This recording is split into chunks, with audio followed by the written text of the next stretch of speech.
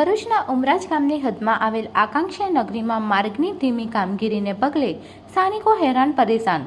છેલ્લા 3 મહિનાથી ભરૂચ તાલુકાના ઉમરાજ ગામની હદમાં આવેલ આકાંક્ષા નગરીમાં માર્ગની કામગીરી હાથ ધરવામાં આવી છે, પરંતુ કામગીરીને પગલે સ્થાનિકો હેરાન પરેશાન બન્યા છે।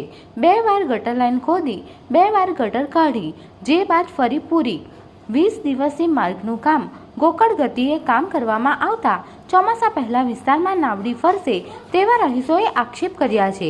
ત્યારે આ માર્ગની કામગીરી 2 થી 4 દિવસમાં પૂર્ણ કરવામાં આવે તેવી આજે 2 કલાકના અરસામાં માંગ કરી છે। આ રોડનું કામકાજ ચાલુ છે।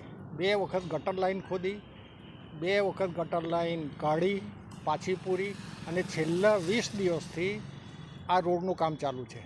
અત્યારે વરસાદ માથા પર છે। જો વરસાદ આવી જાય તો અત્યારે તમે આ વિડીયોની પોઝિશન તો તમે જોઈ જ છે, તો અહીંયા નાવડી ફરતી થઈ જાય। Subscribe now and press the bell icon. Never miss an update.